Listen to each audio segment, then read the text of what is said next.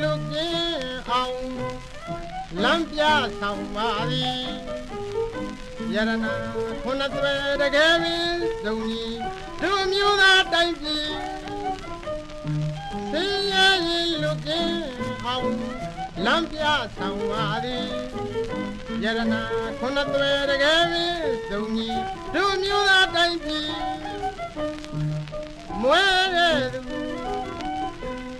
Luran Nini Young Sauka Payavati Bolo Aune She is a Naru Mare King Saipi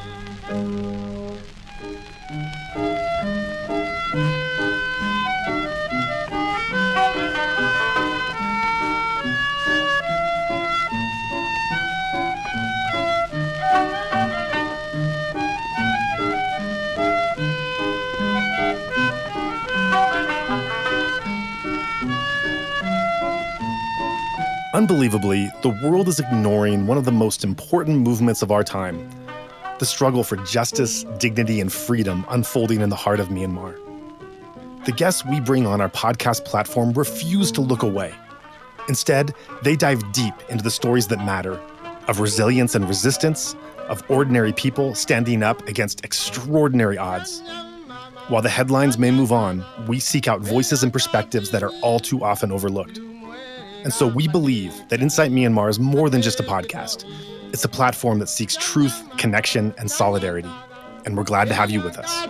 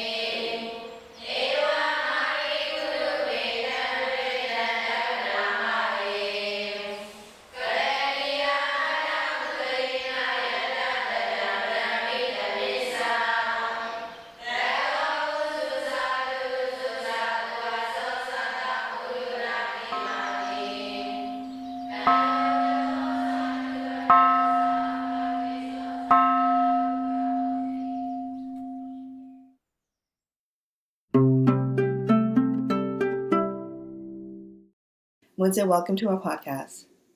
Thank you for having me. So a little background on Mon Zin. She is a Myanmar-born activist based in Sydney, Australia. And before we talk about her role in founding the Global Myanmar Spring Revolution, GMSR, I want to ask, Mon, how did you first got to Australia? Well, what's your story? I arrived in Australia in 1996 in February with my parents a long time ago. As a teenager, my mother was very pregnant at the time, so we were newly migrated family in Australia. And we and our ancestor has been suffered and victims of the military dictatorship.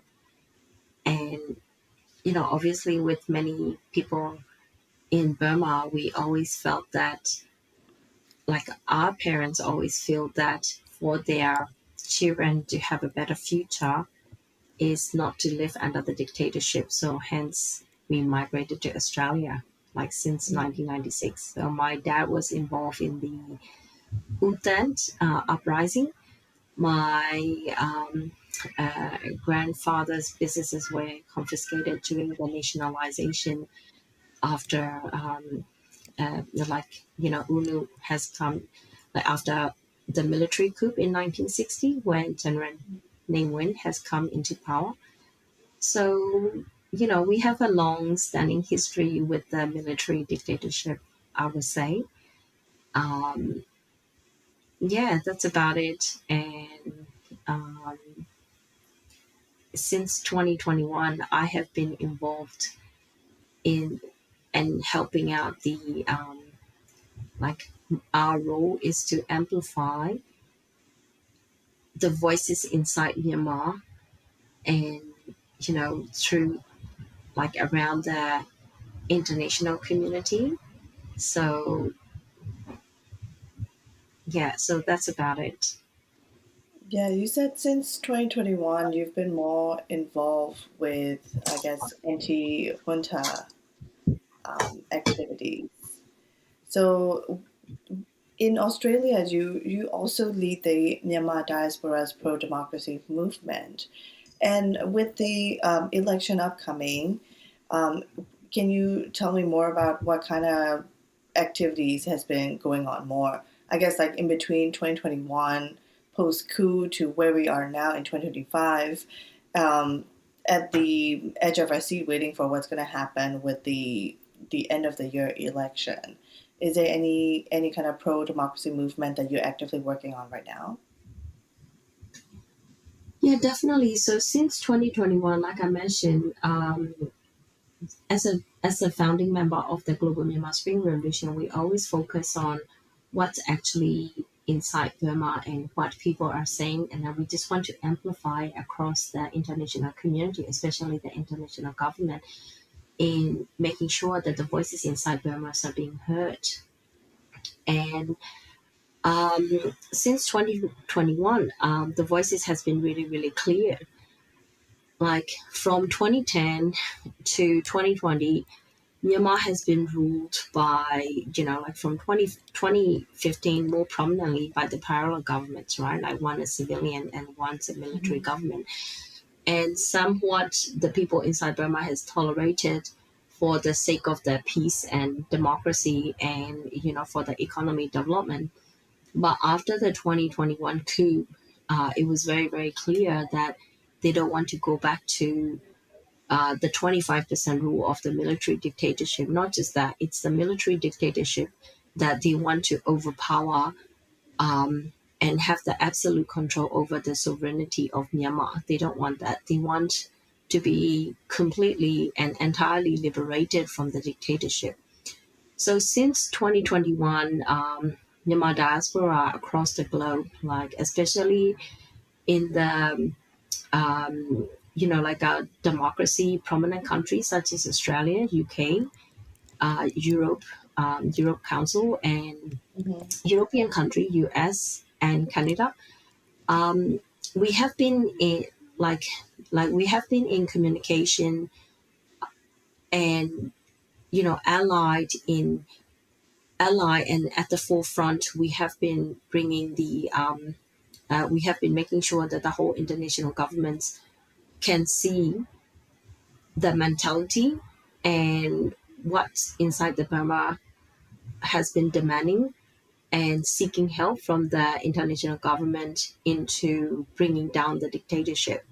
So that's what Global Myanmar Spring Revolution has been doing. So we are at the forefront. We also ally with the Blood Money campaign in making sure that the foreign revenues are being blocked. So especially with the oil and gas industry, like this is like $1 billion industry that the foreign revenues, the dollars are flowing into the government coffer, like the military dictatorship's coffer, So we have been pivotal in making sure that the EU has sanctioned Moji, and then followed by the US sanctioned Moji. So, we were at the forefront and center in making sure that this actually happened. We were also pivotal in making sure that U Kyaw Moe Tun has stayed focused and obtained his position at the UNGA as representative for Myanmar as well. So these are the two things that GMSR was able to achieve and has achieved. So at the moment, currently, we are working on the anti-sham election campaign, making sure that the elections, the so-called election is definitely rigged. But we just want the international community to understand why Myanmar especially and the Junta wants to change its skins, right? Like essentially from the war criminal to become the state, like the head of the state, to have a license to kill and bomb the whole entire its own civilian people. So we want to get this message across, making sure the international government don't recognize this rigged election. So this is what we are working on at the moment. Yeah, before we talk about the anti-sham election campaign, I want to lay out some facts for our listeners about what is going on with Myanmar and its upcoming election.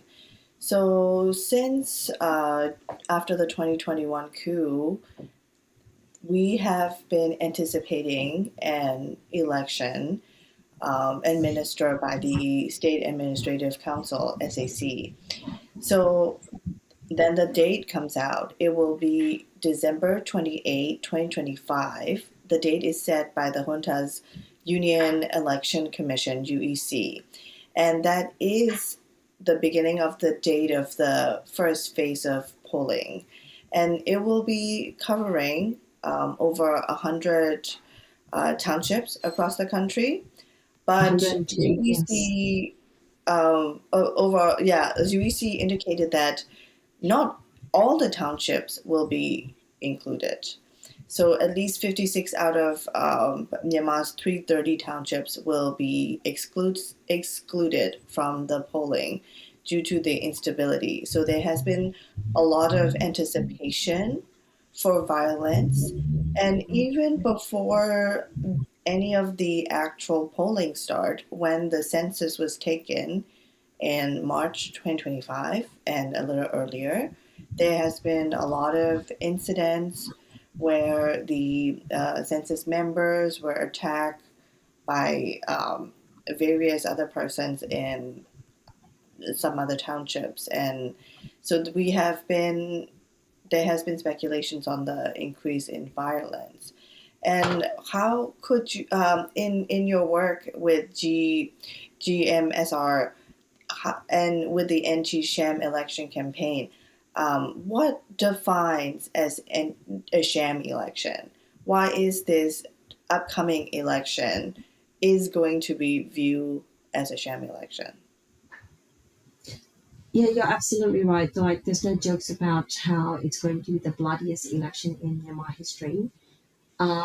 So phase one of the elections that are going to take place on the 28th of December. So this is like a pilot proof of concept, right? Like they run this election to make sure how things go about. And then if things don't go through their way, there'll be like phase two, like the wave two, where they would definitely going to rig the election. So the question is not actually around the fact that if the election is going to be rigged, because the election is definitely is rigged. So, for first of all, if we have a look at the report that's come out from the ASEAN network for the what's that ANFREL report. The Give me one sec. Asian Network for Free Elections. Yes, correct. So Asian Network for the Free Election has came out, and then it has clearly stated that all the election mechanism and then the regulations that they have already upheld and constituted are already rigged. So the system that they have already put in place, even without any rigged votes, or even without having that electronic voting machines in place, the whole entire election mechanism network is already rigged in a way that they are quite smart, in a way that one person voting for the first past the vote, so FPTV, and then just one vote is going to be covered for the candidates for the FTPD, and then the proportional representative. And with that proportional representative for the members to be able to allocate it, is all calculated in the way that USDP is going to win. So this election mechanism that they have already upheld and then changed everything is already rigged to ensure that the military is representing and also holding an absolute power over the sovereignty of Myanmar. Before that, if you have a look at the 2015, because a lot of people say that don't compare the 2015 because we don't want to go back to the 2015 election doesn't even represent democracy, true, but it does represent at least the people power, the people opinions. So the 2015 elections, NLD won, and it produced the two parallel government. At the forefront, it looks like NLD is a civilian government that has a sovereignty power over Myanmar, but in a reality, in actual fact, it's a parallel government. It's a military government and it's a civilian government. Anything that the state of council or even sign can be overruled by the military. So that's how things were from 2015 to 2020. And with the 2020 elections, NLD has won landslide, and it was already been upheld by the observer that it was a free and fair election.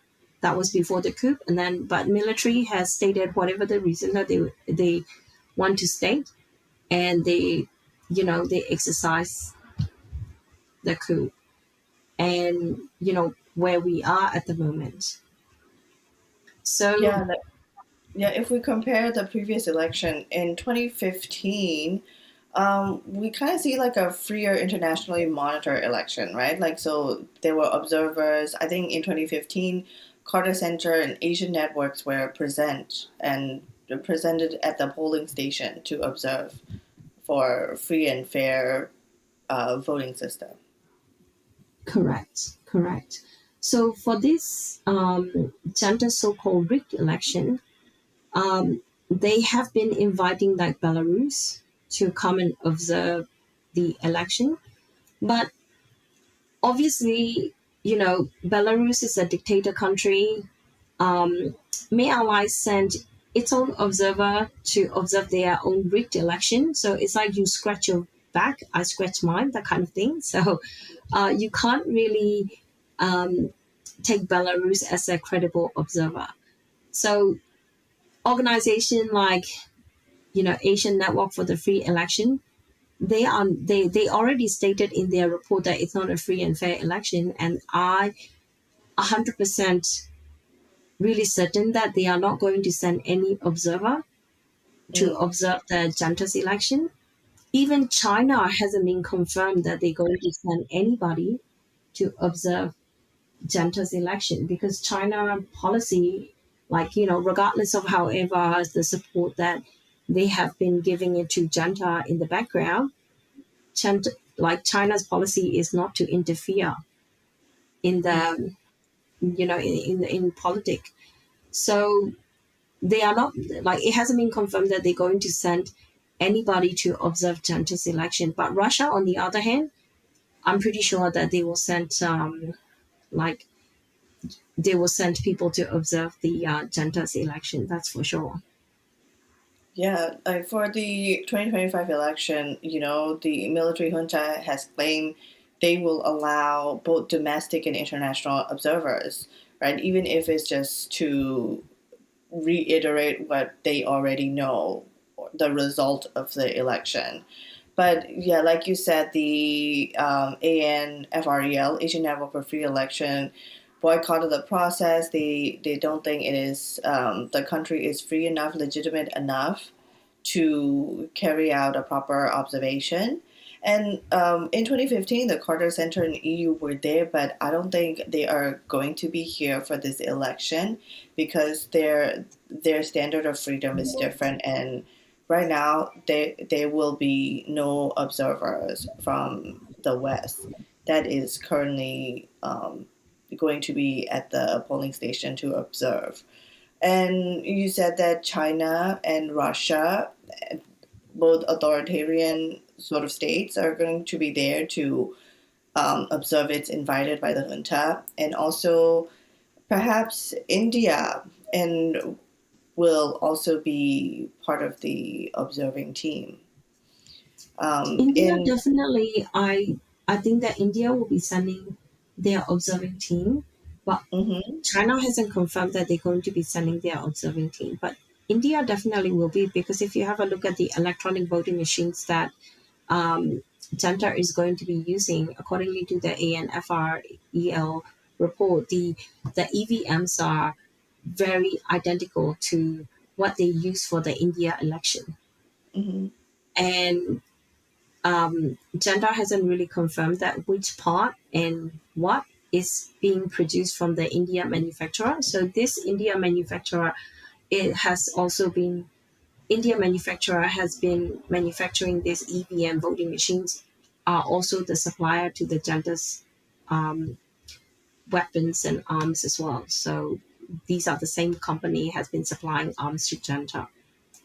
mhm, And it's not, it's not secret that India has been backing Junta. They are really concerned about this, refugee influx into their country. They are actually concerned about like a lot of the the conflicts around like along the border between China and Burma.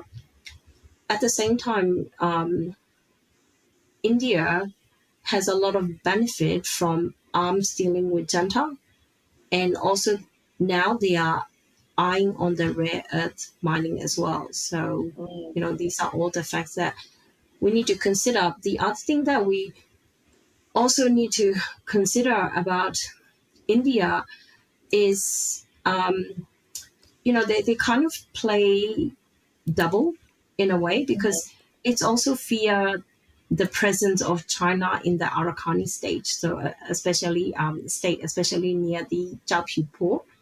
Um, mhm, they are worried because they don't want to push Burma towards Beijing too much at the same time, and they also invested in the Caledon multimodal transit project through Chin State as well, so which is a parallel corridor to the Bay of Bengal. mhm. So India is playing the double role when it comes to Burma. So what kind of role is India doing right now? So what kind of result are they eager to move on with a recognizable a common government that they could recognize and move on and deal with in the same way as China probably is hoping for some kind of stability in the country. Do you think is that India's end goal in Myanmar's politics? India is kind of like hedging at the moment. So India doesn't have a lot of stake as much as China do. So China has more stake in Burma than India, but they are like quietly watching. Um, you know, at the same time, they worry about the China influence on Burma, especially at the Arakan state. Um, so and then also they actually worry about the instability like spilling across the border. Mm, So um, India has on their own a lot of concern, but then they are also, like I mentioned, they are also eyeing on the rare earth industry as well, right? Like it has a lot of interest at the moment, especially in 2025, to be able to produce a lithium battery. And like if India were able to mine and, mine it in Kachin state, and then being able to manufacture from India, there is a lot of benefit for them. Right now, India doesn't have a hand in the Kachin rare earth mines, right? Is it all China? What's happening in Kachin at the moment? It's not through KIA, so it's through the private sector where China was able to get some of the area where they can get the rare earth mining happening, and also around the Shan state where China has been able to do that. That's separate to the Kachin area, but nothing is set in stone. No one has made any dealing with the Kachin at the moment, like as far as we know at the Mm, moment. mm, But at the end of the day, when it comes to both either India or China, it's about the interest, right? How much interest can they get out of Burma? What it really concerns them, and how can they hedge it, either military or resistant, which bring more benefit onto their plate. That will mm. be the bottom line that they would definitely consider. Yeah. There has been a lot of interest in rare earth, even from the United States president recently. Whether it is actually going to happen, it's still up in the air, but the interest in rare earth is making Myanmar the hot topic. It certainly is. Um, there's a lot of stake for Burma, and that's when KIA or NUG come in. How are they able to use it to their benefit? For the Yeah. resistant side of for the resistant to win this revolutionary, like for this revolution. Yeah. I want to go back to what you said about the electronic voting machines. I have uh, I have not voted when I was in Myanmar, and I've only voted from afar in embassies, so I have zero knowledge about how the electronic voting machines work. Could you tell us a basic on how they work, and whether in the polling station do are we still doing the paper voting in tandem with the voting machines? Um, Not as far as I know in that perspective. So from what I have read from the ANFREO report, like these electronic voting machines already gather all the informations about your household, who you Mm, are. Um, it can definitely, like confirmed your identity. mm, I'm not sure about the facial recognition. I'm not really sure. But mm, there are a lot of voting machines at the polling station, apparently. So it's like 3 to 4 voting machines. But what really matters is the first vote that you give. So the first vote that you give is going to determine the candidate for the FDPT. So first mm, past a vote, like candidate. And that same vote will also count towards a proportional representative as well for the Pidutlo and Amyotalo, and they mm, would do this calculation, and accordingly to the calculation, accordingly to the constitution, it is so obvious that USDP will get the most majority vote, and USDP will be governing both Vidulado and Amyotalo. And there mm, are 3 to 4 voting machines after that, which doesn't really count apparently. So these are for the state and regional votes that one person go on to the first voting machine, the second voting machine, third voting machine, and then the fourth voting machine. But because they are the electronic voting machine, it's so easily for them to be able to rig the vote mm, because there is no clear report or transparency over how this is going to be representing or counting the votes, right? They can manipulate it however they want it. And then there are also talk about the pre-voting that are already happening for the diaspora around the globe. So they have to go to the embassy, they have to send the, the mail votes or whatever. But these votes can manipulate it based on the constituent. So they can allocate however they see fit. So they're making sure that the candidates they want is in power, making sure that the proportional representative that they want is representing the needed votes for their constituents. So this is what the ANFREL report has founded. And therefore, the whole mechanism is totally rigged. Yeah, I want to explore more about the FPTP, first past the post voting system. So that is the mixed system, electoral voting system that we have used in the previous elections as well, right? So, there were 330 seats in the lower house. And with that, the proportional voting, can you explain more in simpler term for us to understand how this process will continue for this election? So you know how they call about this election system is very similar to like the Cambodian Playhouse or the Thai 2019 election system.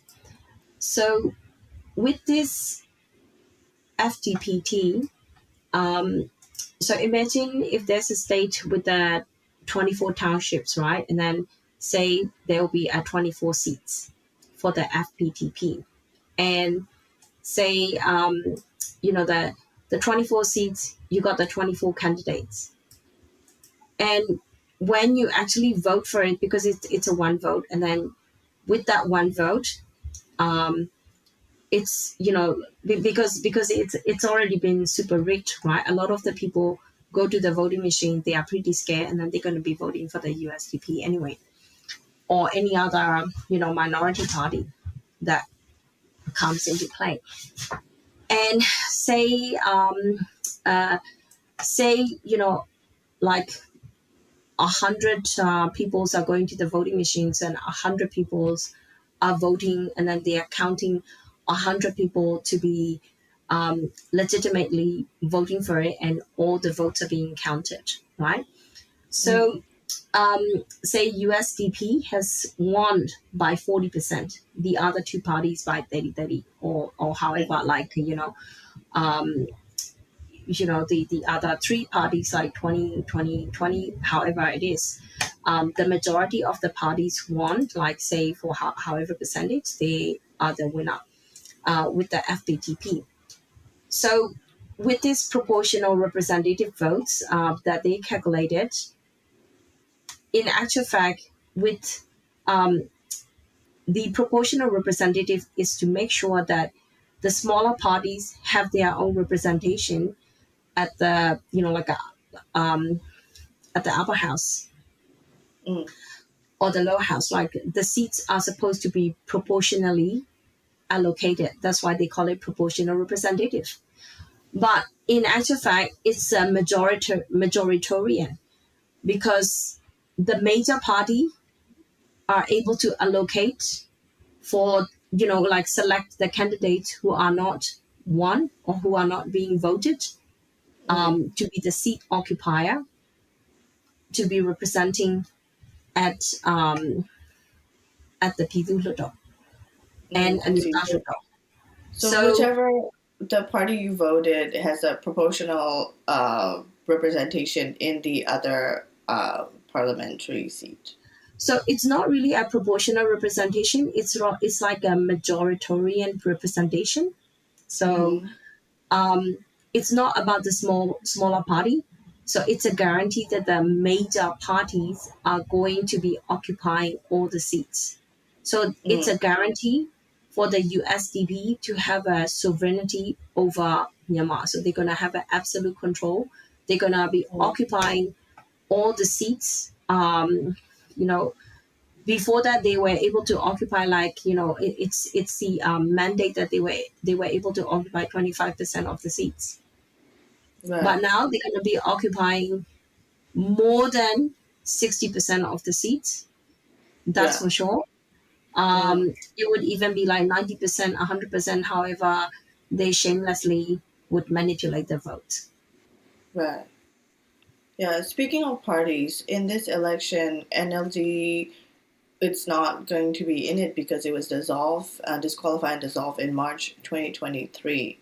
And here with Correct. me, and like, what in possibly the only outcome, the only winning party will be USDP. But what other major parties are competing, and what's in it for them? What's the incentive to um, be participating in this election, even if they think there's not a high chance of them winning?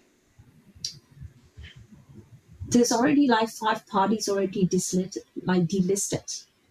And however they fancy, at the end of the day, any smaller parties that looks like they are competing against the USDP, in actual fact, they're a handshake under the table because they are all under the USDP.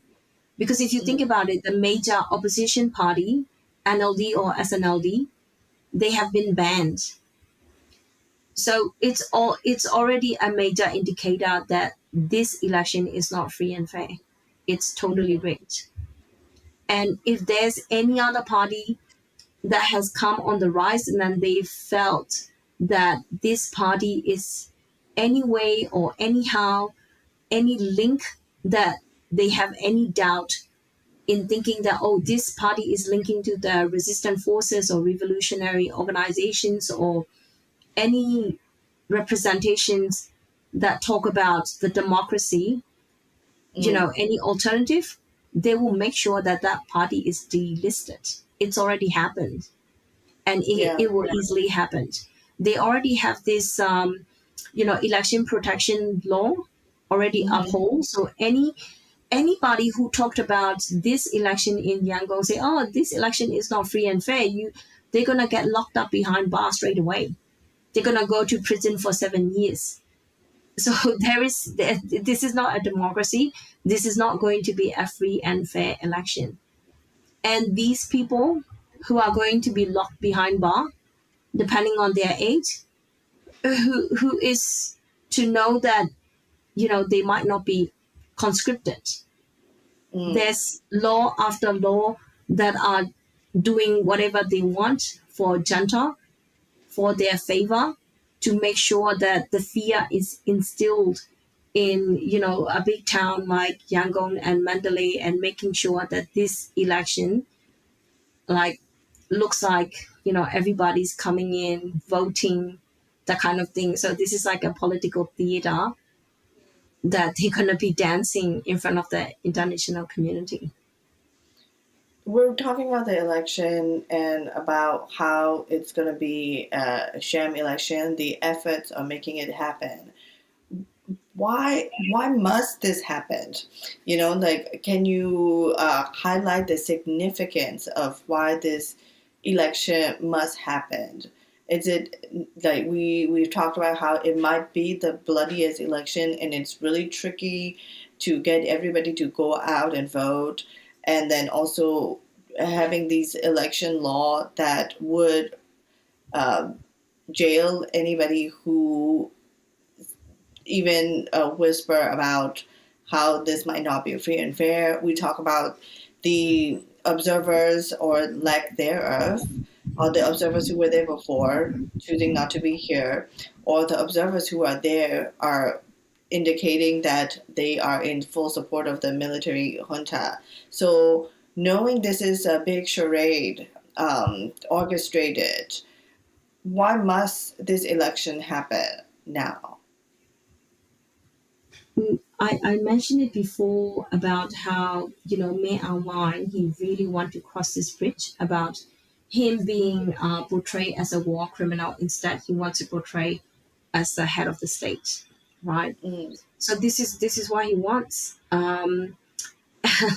This is what he has been uh, how do you call it, put the ginger seasoning on the curry towards the international government to tell them that, hey, look, we are governing again. We are the, look at me. I'm not wearing the uniform. I'm wearing the civilian clothes. I'm going to be the head of state and I'm going to be governing.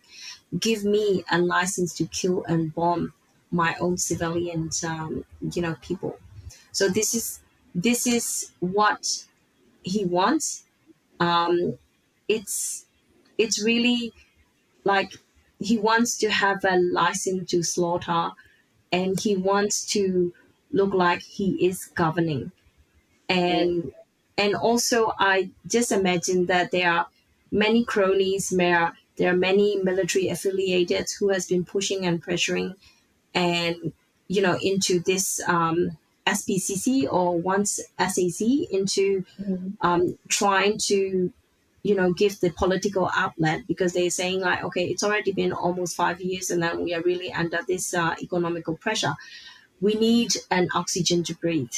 We need a little bit of buffer where we be able to trade like economically, with the international government, because there are sanctions here and there, left and right, and they want a bit of a breather. So I just imagine that May Online and his, affiliations are being under pressure by their cronies, their, like other people who are surrounding them, because they want a bit of outlet.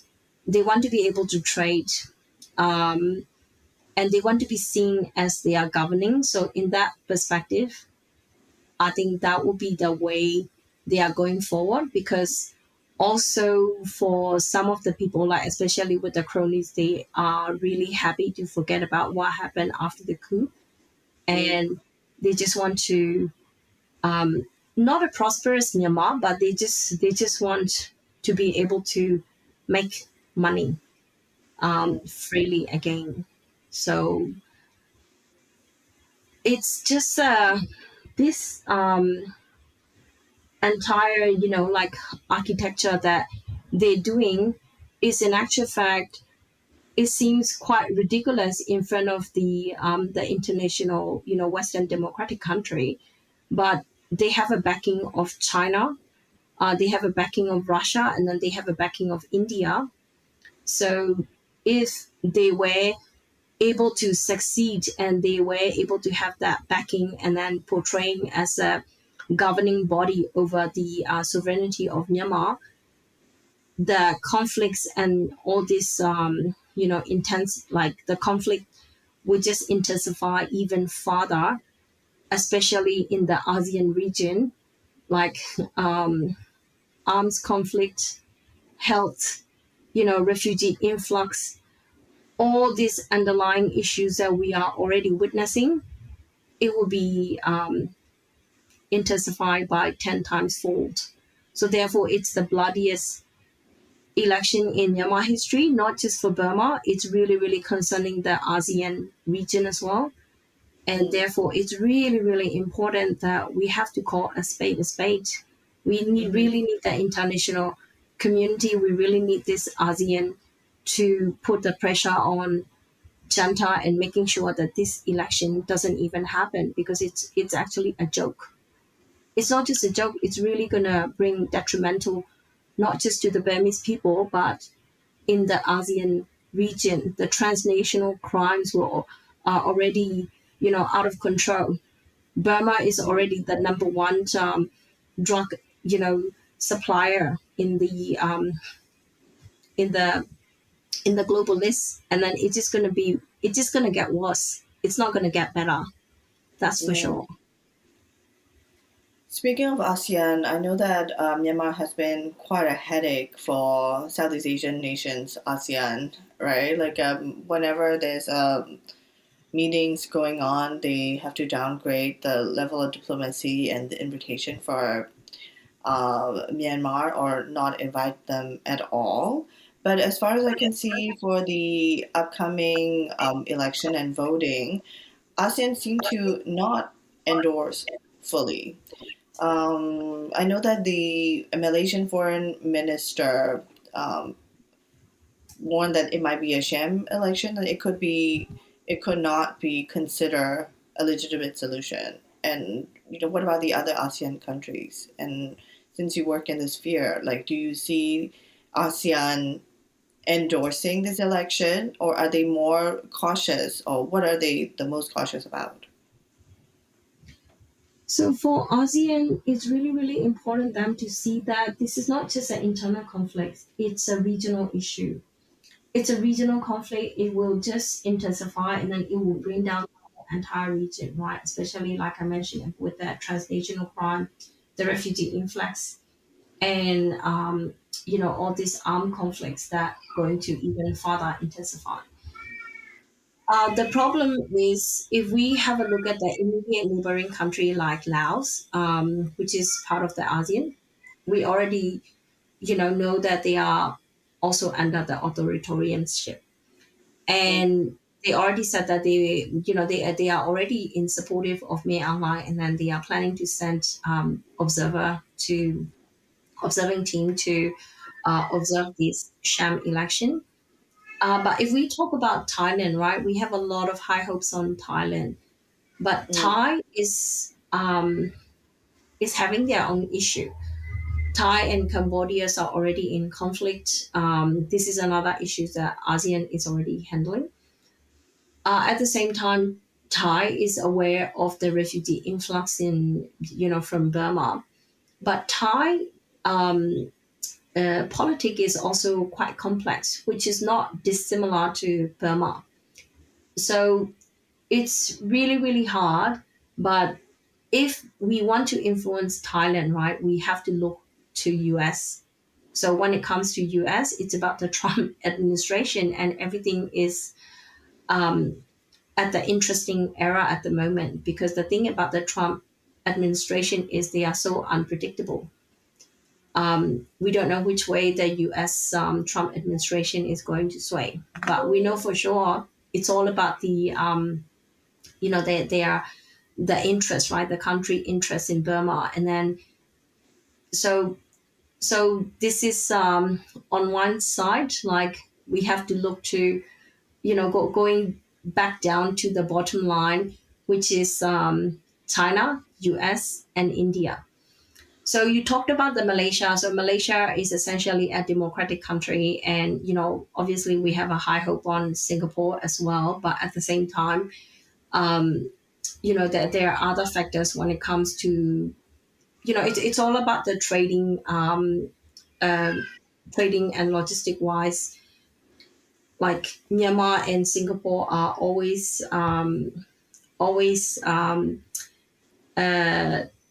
like geographically interlinked when it comes to mhm. the trading ports and stuff like that, right? If Myanmar Yeah. to be liberated, maybe cut it off from the interview. If Myanmar to be liberated, Singapore will like their benefit will reduce. Singapore only have like 5 ports, Mm, logistic wise. But when it come to Myanmar, even for one island, Myanmar already have a 6 ports with the logistic wise. So if Myanmar to be liberated, like that, it comes down to how China wants to do the one belt one road as well. So cut it off from the interview, but yeah, so that it's very, very complicated because they don't want Myanmar to succeed. That's for sure. Because if China were to succeed with the One Belt One Road, and then if we were able to establish the ports near Singapore, so a lot of the ship, like the deep sea, if we were able to dig the deep sea to have that port built, like which is really, really close to where the Singapore is, Myanmar will benefit a lot.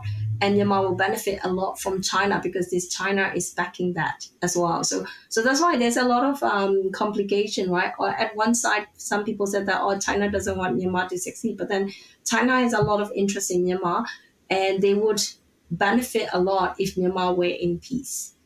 yeah. And yeah, that's another thing. So anyway, going back to that, Singapore is a democratic country, but Singapore also have a similar policy as China. And at the end of the day, you know, ASEAN itself is complicated. where there are a lot of countries involved as well. So it needs to have that consensus um, agreement and action plans and stuff like that. So at the moment, with ASEAN, there are a lot of talks that ASEAN has been facilitating. So there are ASEAN stakeholders meeting that are happening currently at the moment. So they have an ASEAN stakeholder meeting in just finished the 1.5 ASEAN stakeholder meeting, and then they're going to have another ASEAN stakeholder meeting 2.0 where NUG, NUCC will be traveling in Malaysia, and then they're going to be holding these meetings and stuff like that. So Malaysia has been facilitating that.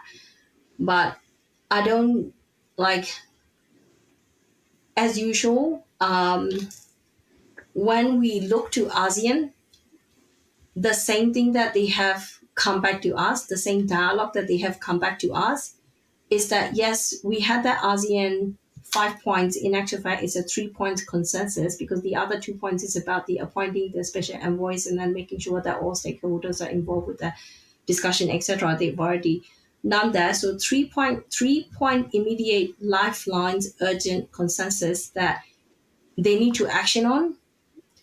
Every time we go back to that, their dialogue is saying that get your neighboring country to support you. So ASEAN don't want to cross China. So that's the bottom line. That's a very distinct bottom line. It's China. So as long as we get the backing of the China, or get the India and US to help us, like from the other side of the border, then we are in the good position. But how do we get there? It's actually entirely up to the people elected governments that we all look up to, which is the NUG. Yeah. So Malaysia has been engaging with NUG, and you are also the member of the CIPH NUG support group in Australia as well. So with the upcoming election, what is the role of NUG?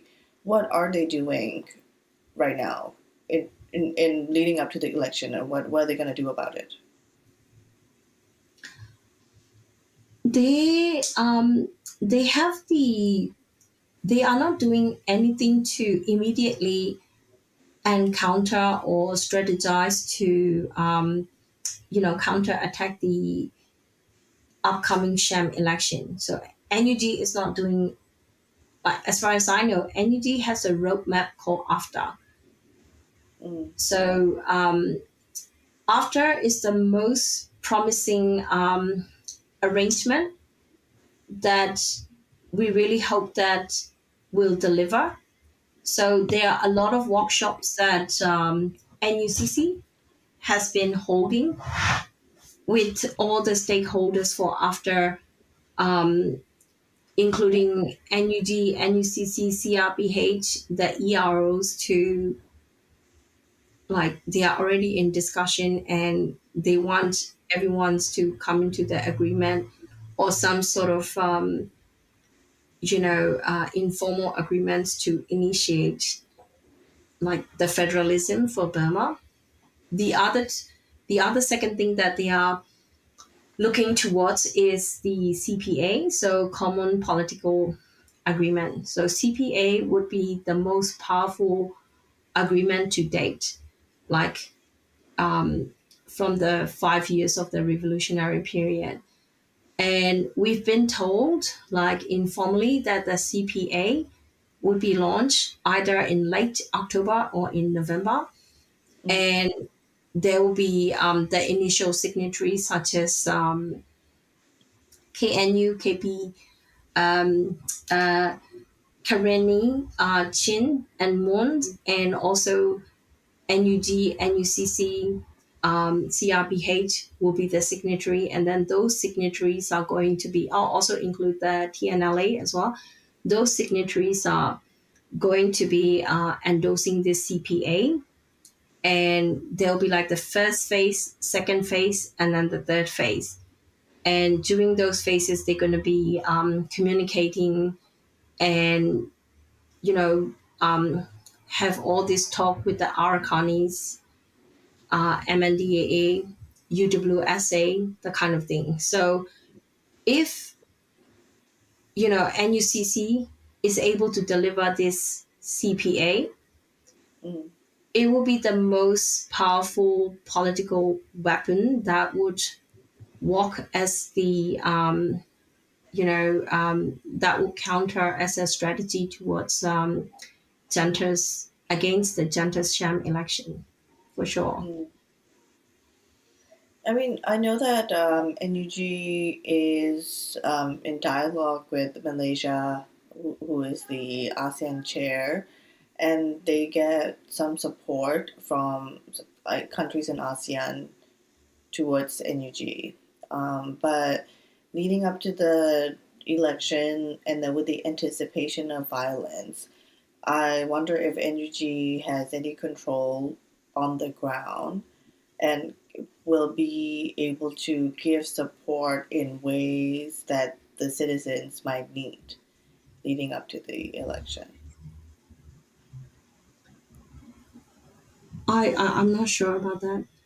Yeah, yeah, and then we talk about ASEAN and how ASEAN has plans to not approve of the election if the violence escalates, and they are also, you mentioned that they are also gauging of what China might think of the Myanmar and ASEAN as well. And we talked briefly about Trump administration and their interest in Myanmar. Recently, in the past few months, Trump administration said the State Department will not be commenting on foreign countries' election. It's not America's role. America's role is to engage with whatever government come about in whichever country. So that is currently the stance of United States on Myanmar. But how about Australia? Is Australian government eager to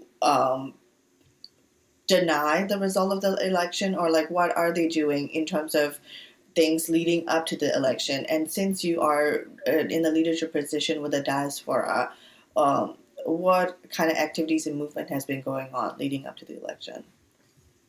Yes, so Australian government is quite clear with their stand. So they really want the dialogues to happen with all stakeholders, and they will not support this upcoming sham election. So Penny Wong was very clear about her position. I think it's in the early September when in one of the articles that published by the ABC when they contacted her, that was her stand. It was quite clear that they will not reckon, it's explicitly already saying that Canberra will not recognize this sham election. So the other thing um, about Australia is Australia moved very, very slowly compared to EU, US, and Canada and UK. But Australia has already sanctioned Main Online. Mm, Also, EU has sanctioned not just May Online. EU has also sanctioned the UEC, like Union for Election Commission, and its chairperson, and also I think it's about 6 other officials they have already sanctioned. So mm, from the legal ground, EU, even if they really want to recognize, like I'm just saying as an example, they will not, because the election is so rigged. We already have this proven by the ANFREO report. But with these sanctions that are already in place, EU will not recognize the Junta election. Australia definitely will not recognize Junta's sham election because they already sanctioned me online. Same with US, regardless of whatever the Washington has stated. They, like, legally speaking, because they have already sanctioned me online, they cannot recognize Junta sham election. They cannot mm. recognize me online as the head of the state.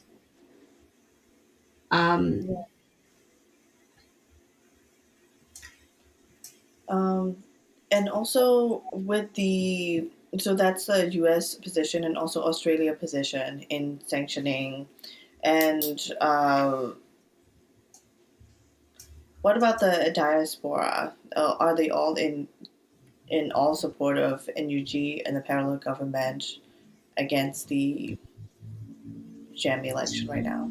Yes, so definitely. So not just the diaspora, even the revolutionary forces on the ground, because say, in October or November, late October or November, there'll be more political units who will come out, such as the Mandalay federal units, the Gayan federal units, the Mogoi federal units. These are like a regional governance body or administrative body, however you want to term. But these bodies will be launched in late October or November, and I had talked with them, and from their perspective, they actually see NUG as a central government. Um, Accordingly to the legal mechanism, like from the perspective of the legal mechanism and 2020 elections, they still see NUG as the Mm, people elected central government. But in mm, saying that, we are really excited about these federal units to be coming out. They're going to be looking at, they're going to be governing and, like structuring the mechanism around making sure that the law and order, the public health system, education, and then the peace and security are in place in those regions like Zagai, Mandalay, and Magui. So mm, we are really excited about it. So at the same time, we have already seen how Karenni has their own political wings, and then they have their own governing system that are already in place. mm. Um, we know about the ULA. We know about the Kitchen. So these are all the progress that resistant forces have already accomplished. So yeah, and the diaspora community is quite supportive of it, and then still strongly supporting for the resistant forces in Myanmar. Yeah. How about the role of UN, the United Nations, in the upcoming election? I know that for the UN Security Council, in China and Russia has been vetoing power in that, so it's quite unlikely that they're gonna start commenting on the election directly. But they're like UNSC, UN Security Council member like US, UK, and France. They will probably refuse the legitimacy of the election. What do you think is the UN role and what's UN's involvement right now?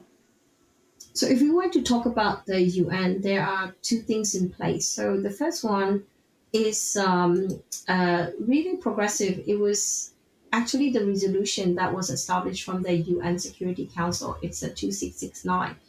Even though Russia and China abstained from the votes, it was like the most progress forefront resolution that that gives the UN mandate to make sure that this election like will not be recognized. Like it gives the UN Secretary General and then Julie Bishop, the Special Envoy, the mandate not to recognize Myanmar and then move towards actions to bring the peace and stability in Myanmar. So that's the first thing. The second thing with the UN is from the International Labour Conference. There is an Article 33, the resolutions that recommended from the International Labour Conference.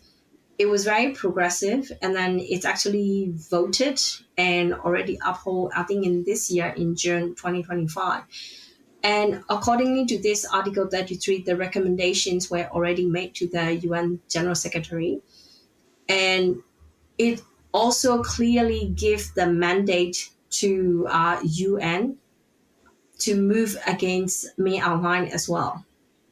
Mm, Like these resolution needs to, you know, the resolutions are there, and they just have to take action, and they just have to draw the line in the sand. They have all the mandates.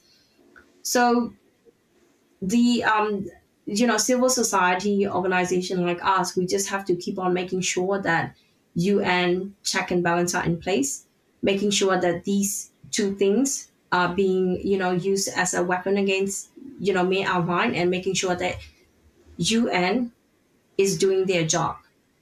So therefore, like with this too powerful UN SC Resolution 2669 and UN ILO Article 33, United Nations don't have any ground to recognize Myanmar or the SPCC as a, the head of the state, or recognize this sham election. Mm. Yeah, They they're can't do that. also.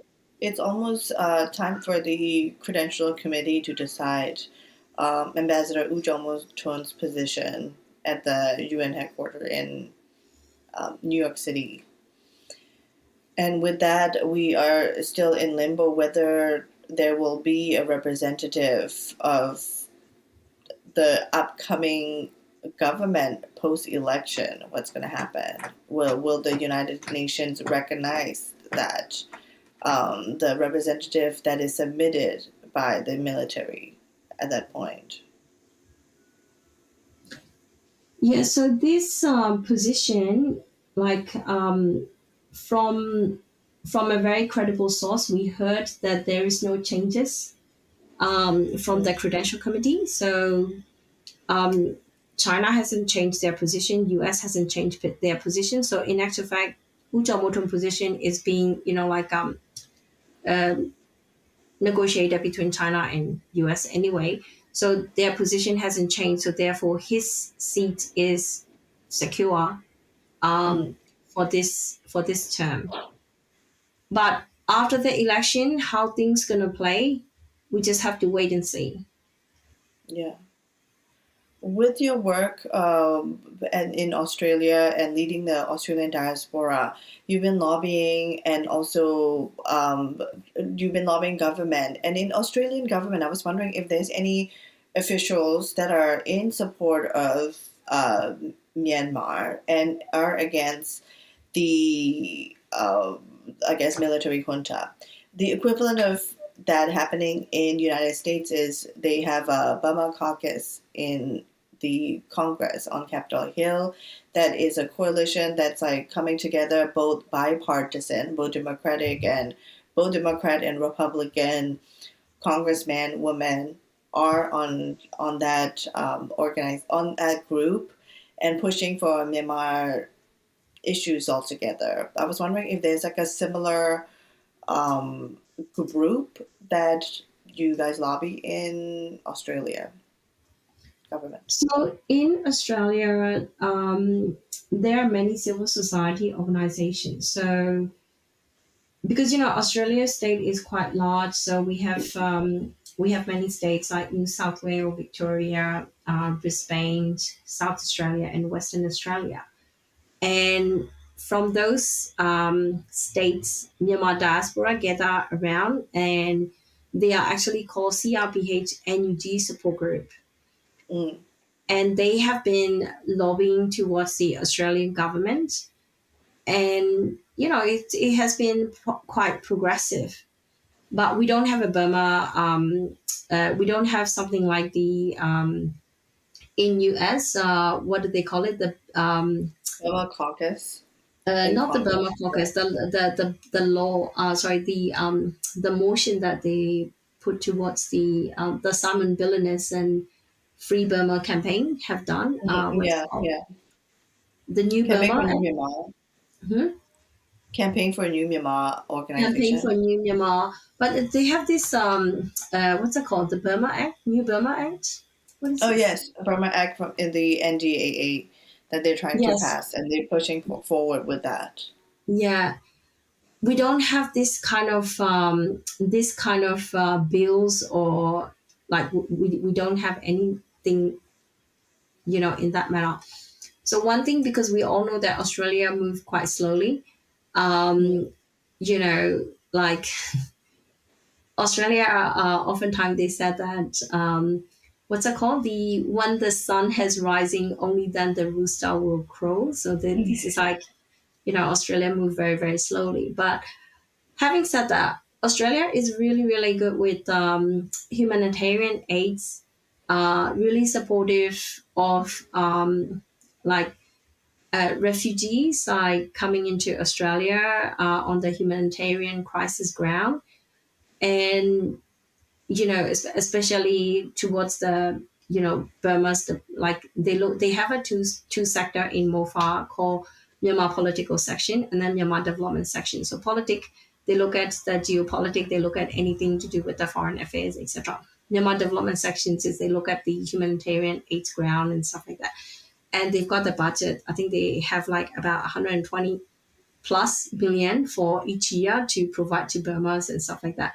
So it's the same. It's the same with any other country, really, because Australia cannot go supersede ASEAN, right? It's the same thing with UN. UN can't go supersede ASEAN, so they always look at the ASEAN 5-point consensus. But on the other hand, from the humanitarian aid ground, they have been helping with the capacity building, critical thinking growth, trainings, vaccines, and any humanitarian aids. They've been helping, especially in the Myanmar-Thai border area.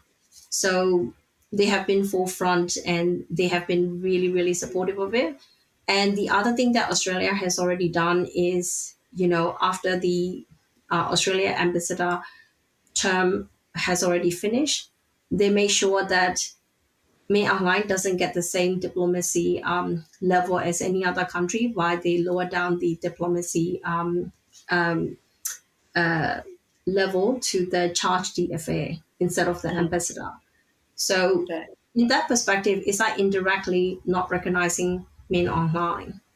So we have been quite progressive with Australian government in lobbying them and making sure that Australia value of the democracies, freedoms and justice are well,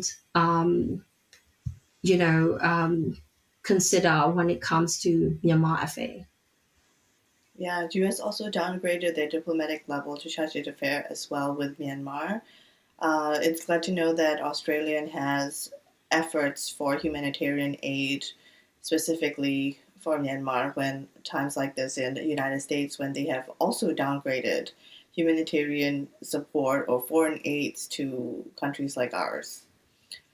And we have talked about, the things leading up to the election, how the election is going to go about, and how free or fair or lack thereof that the election is going to be. I want to predict or read the tea leaves and what to expect for after the election. What's going to happen post election? Now it's going to start the voting in December 28, 2025 for the first round, and it might continue into January. So what is to be expected for after the election? So one thing I think SPCC has strategically um, put the election date to be on the 28th of December. It's during that Christmas holiday period time where, everyone around the world is really, really busy spending time with their friends and families, like celebrating Christmas and holiday period. All the the MOFA offices are closed. So they have planned it strategically in that perspective. Um, so one thing that will happen is it's no brainer. Russia, Belarus, Laos, Cambodia, and Vietnam would immediately, and India, of course, would immediately back, military and recognize the election win. Like they will win. That there's no doubt about it. It will be a rigged election, and they will recognize Junta.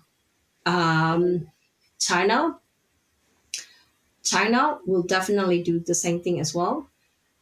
And the next, it will be like the first wave, and then the next wave is to see how ASEAN would react towards this election. Like Mm. ASEAN hand will be quite, you know, like ASEAN will be forced to Forced to recognize, choose. recognize this election without recognize, like their hand will be forced, definitely, like you mentioned. They have to choose whether they recognize the election or they don't recognize the election. But it is most likely that Thailand would definitely recognize the election, that's for sure. That's one of the, like most of the ASEAN country, individually, they will recognize the election. Japan has already made, like their position very clear that they will not recognize the election. Singapore and Malaysia, we just have to wait and see. And we've Yeah. already seen how East Timor has acted, right? Because they want to be part of the ASEAN, they want to become ASEAN member. So they want to deal with Junta. They even want to open the embassy, like, they want to have that diplomatic relationship with Myanmar because they need a vote from Myanmar to be able to become a member of ASEAN. So, like, it's obvious that East Timor will also recognize, Junta and sham election. And slowly by slowly, we predicted that around 20 to 25 countries would recognize the election. Mm. But it would also be so clear, like, if you think about it, if you have a look at all the constituency that election has taken place, it will be like visionarily so clear that May Align doesn't have a control or, cannot govern the whole entire Myanmar. It'll be Mm. like 20% of the Myanmar geographically, like where the elections are going to be held. It will be Yeah. like a dead set visionary that he doesn't have a control over Myanmar. And what about the Yeah. armed conflicts? It will continue to happen. The resistant forces will not, you know, like put down their weapon just because the election has happened. It will intensify, like I mentioned. And there'll be more fights, there'll be more armed conflicts, there'll be more refugee influx. And like I mentioned, May Online would have a license to kill and bomb, so they're going to do more airstrikes on their own civilian people. There'll be more refugee influx into Thai, Bangladesh, and India border. Mm. Um, Things are just gonna get worse. It will not get better. Mm. That's for sure. And because of that, there will be more sanctions that are going to be in place. So if cronies or military affiliates are thinking that this election will be their oxygen pipeline where they're gonna have a little bit of breather where they'll be able to trade openly, think again. It will not happen. There'll be more sanctions because of more armed conflicts, violence intensify. The civil society organization will not give up. They will keep on lobbying. They will keep on amplifying what's, like people inside Myanmar cannot. So things are just going to get worse. Yeah. That's disheartening to hear. And of course, the emotional toll on people, Myanmar people inside and outside of the country, and diaspora, and then the ones that are dispersed, hoping to come home, possibly post election. The emotional toll and the trauma that will resurface will be significant, to say the least. And yes, Thailand is similar in the sense that they go through many cycles of coup, many cycles of election with new prime minister every season, but their economy seems to be untouched. And in fact, it seems to continue to thrive. What do you think is going to happen to the Myanmar economy? It's already not doing so great since the 2021 coup. Inflation is about four times more. And then the dollar price, gold price are really unstable. And with that, with the conscription law, a lot of young people are leaving the country, so there has been a lack of human resource inside the country. And recently, I heard that there is a low influx for cheese. That you can find cheese anywhere. That a lot of milk company, cow's milk company in Myanmar are starting to make their own mozzarella, starting to make their own um, broadening their dairy production in which is uncommon. Cheese is uncommon in Myanmar diet, but because of the import export limitations, things like adult diapers are unable to be able to get access, or certain type of toothpaste are really hard to get a hold of. So do you think that, quote unquote, back to normal, business as usual narrative that the military junta is pushing for post-election, for to them, I feel like the things that they're selling is that it's just a hurdle that we need to overcome. It's been almost 5 years since the coup. We need to move on. We need to move forward. Business as usual. People want to do business. The economy needs to be open again. Do you think realistically economy would, get back up post-election? Would that be a platform for things to be better for the citizens of Myanmar, who are regular people, not super rich folks that still need to work and live in Myanmar? I don't think so, because one thing under the military rule is that the regular people never get by. The regular people, their situation just, from bad to worse. So people who who are able to afford, go to the supermarket, and whatever the price of the toothpaste or whatever the price of the cheese that they are able to afford, like they can afford, they'll be fine. They'll be fine because they are already military affiliated. They pay less tax. Whatever that they do for the military, in this tough time, um, they're just gonna get richer. That's what the military rule is all about. It's unfairness, right? People who are affiliated with the military, whatever the favors that they can stroke for military, they get richer and richer because the favor has been like the favor will be returned. But the everyday average folks, the middle class people, um, who works for the foreign companies and stuff like that, they're gonna get worse because things just gonna get worse, especially with the inflation, especially with the trade restriction, especially around how military is desperate for the foreign revenue and all this remittance percentages that they have been already uh, already cutting, like how do I say it, already taking. So for example, the other day Vicky Bauman has did the presentation about how if you're a company, you want to transfer money into Burma, about, like, I don't remember, but it's average between 20 to 30% are already cut off, like Mm.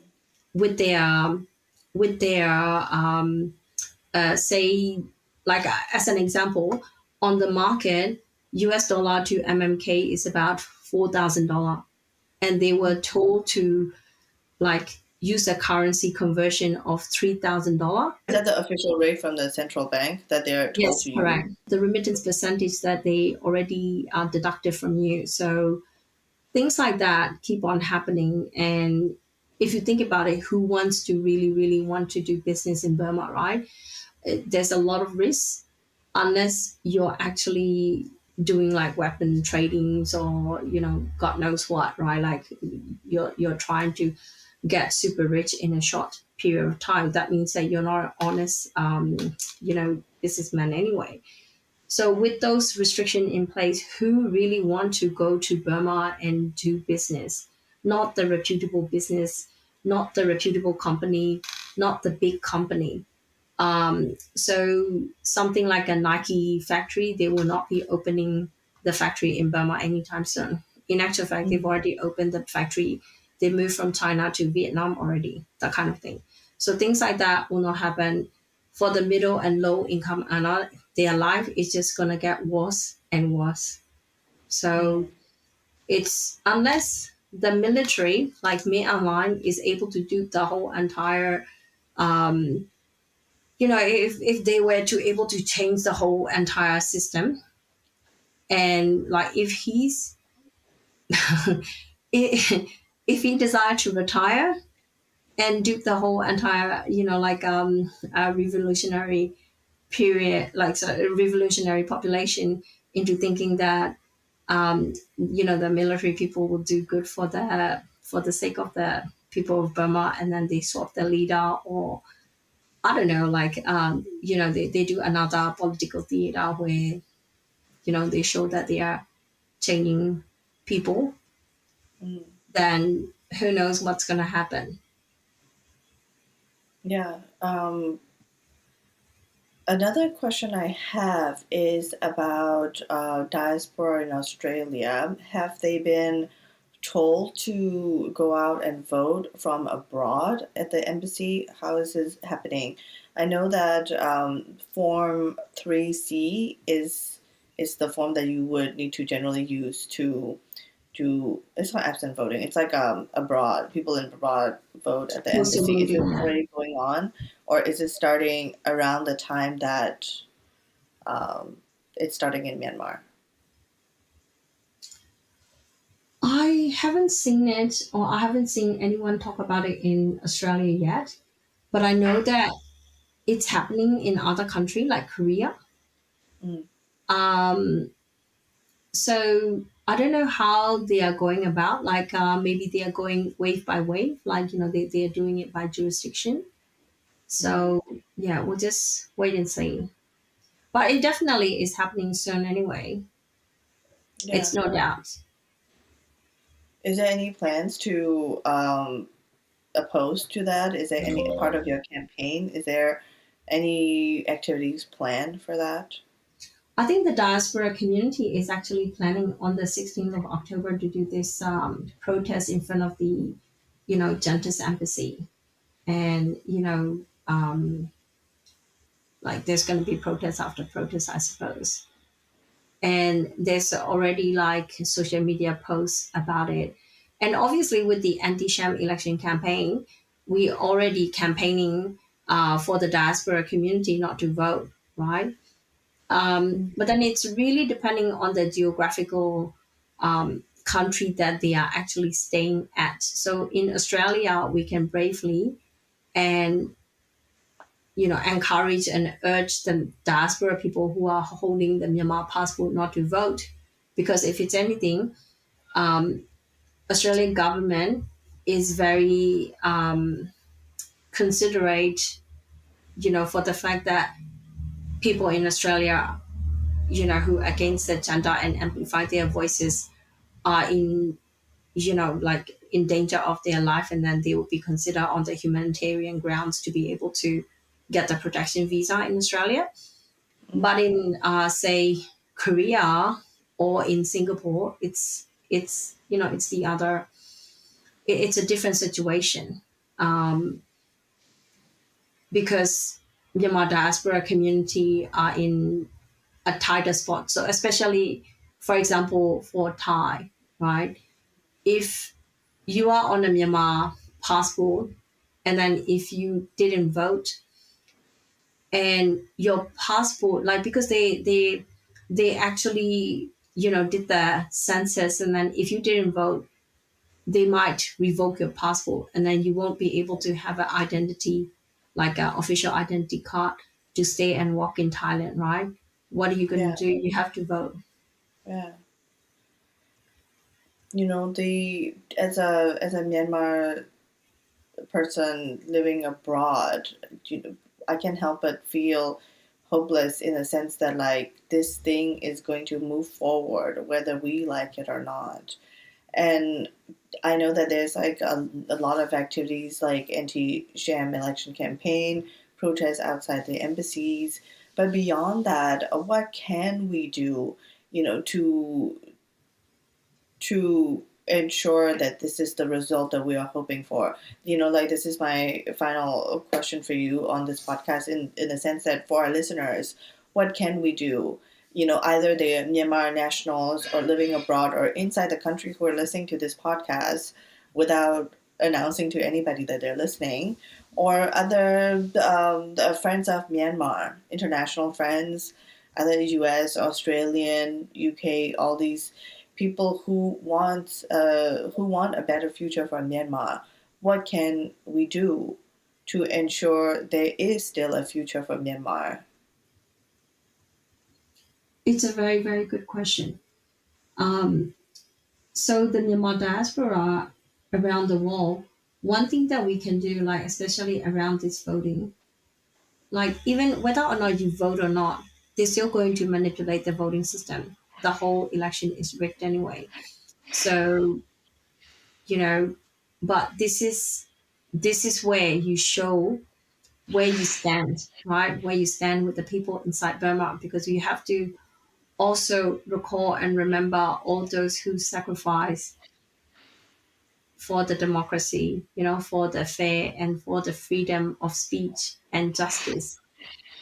They have given up their lives and they have given up, their social status. If you have a look at the civil disobedience movement, a lot of the CDMR, doctors, teachers, officials, everyone, engineers, they left. They left their life. They left their high social status, and then they are actually suffering, and they are actually doing what they can to resist Junta. So compared to them, we are actually, in a safe environment, like compared to them. Not Right. necessarily that, people in Thailand are safe or anything like that, but compared to them, at least, we are in the vicinity where our life is not in the immediate threat or in danger. So the last thing we could do is we could show that our stand with the people of Burma.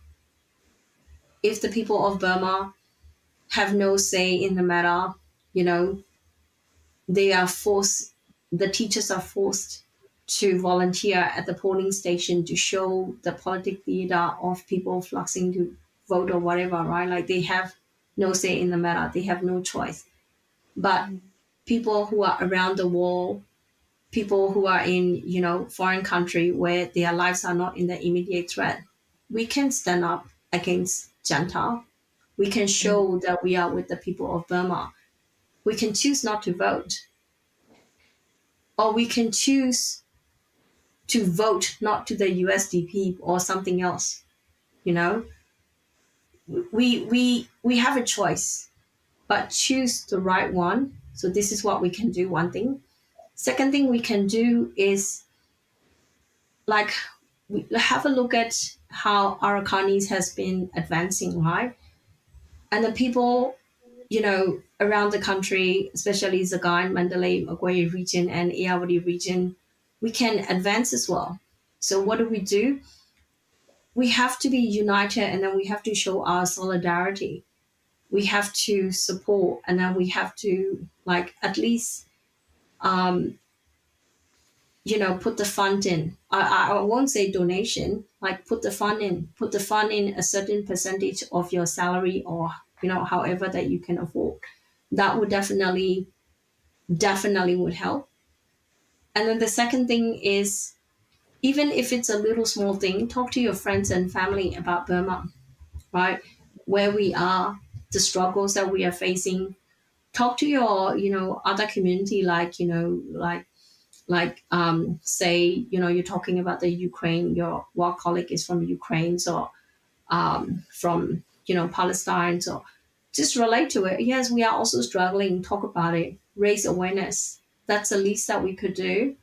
And all the, like civil society organization, they also need to talk to each other. And what's really, really more important is that we really should look at the system. We really should look at the system in the reality, like realistic point of view, and then do the reality check, right?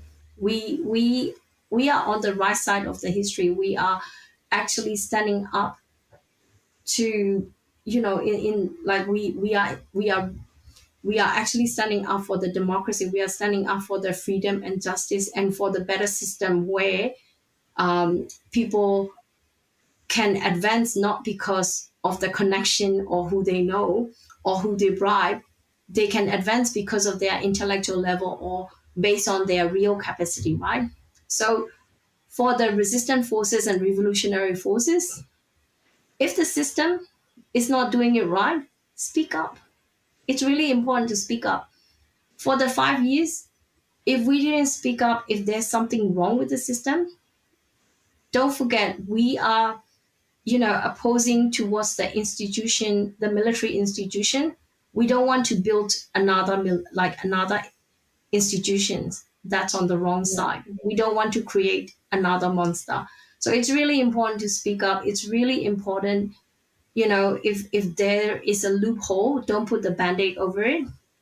Make sure that it is talked about, it is discussed, and talk about how we can fix it.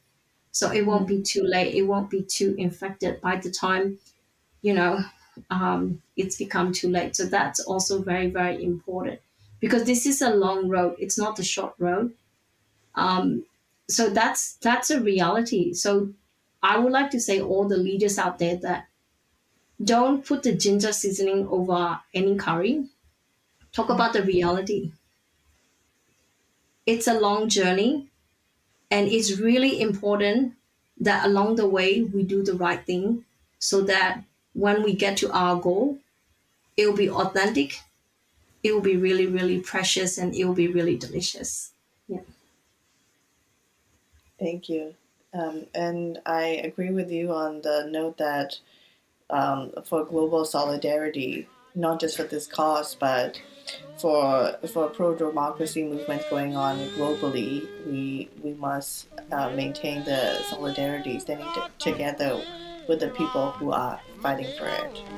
ချောင်းလဲရမည်လူမွဲများစိတ်ချမ်းသာအောင်ကြံဆောင်လေတို့နိုင်ငံနီ I hope you enjoyed today's interview. Longtime listeners occasionally ask me how we're able to feature such a diverse array of guests, including some who rarely speak in the kind of depth that they do on this platform. The answer? Patience. Because we're not a conventional media outlet, we don't demand that our guests conform to our deadlines. Instead, we adjust to them. This means that some of the guests you've heard took us months, and in some cases even years, until they really felt ready to come on and share their stories. For us, the comfort level and safety is an essential pillar of our platform. But this commitment also means that it can take quite a bit of sustained work on our end to produce the results that will eventually stream so effortlessly into your earbuds. Well, this is no easy task. It's one that we are deeply committed to. But we can't keep it up without your support. So if you've benefited from the wide range of interviews we've been able to offer and think this may be something of a net good to the world, please consider making a contribution to help us along, as we'd like to be here for the long haul. InsightMyanmar.org/donation has all the information you need to learn about our donation options. ခေတ်သစ်ထူထောင်မည်အေးကြောင့်သာယာစီဟဲ့နိုင်ငံနီတကိုနဲ့အမျိုးကုန်ပြည့်စီမည်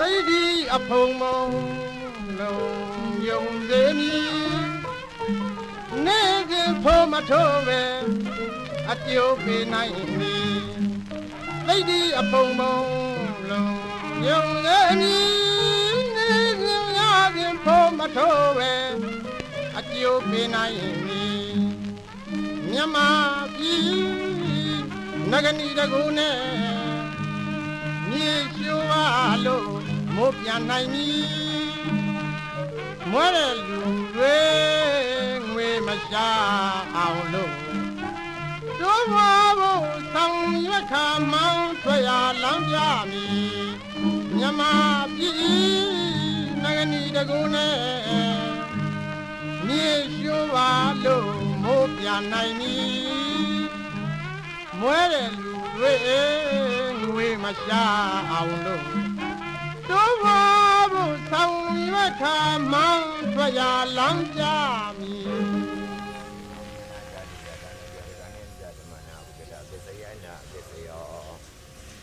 Bodaba, Yarananga, Unyana, Dadu, Yadan, Zadamana, we got a Besayana, Besayo. Oba, Yarananda, Dayananga, Yaranaya, Dayanam, Bodaba, Yaranam.